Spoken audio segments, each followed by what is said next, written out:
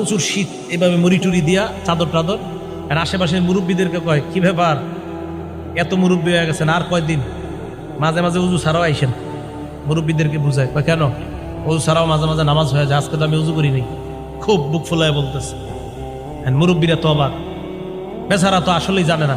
আবার ওই ছেলে বলছে, এই যে বুখারী শরীফের হাদিসে আছে, মুরব্বীরা ইমাম সাহেবরা বলছে, হুজুর আপনি বুখারী শরীফ 20 বছর কি পড়াইলেন, এখনো পর্যন্ত এই হাদিস পড়ার নাই যে উজু ছাড়া যে নামাজ হয়।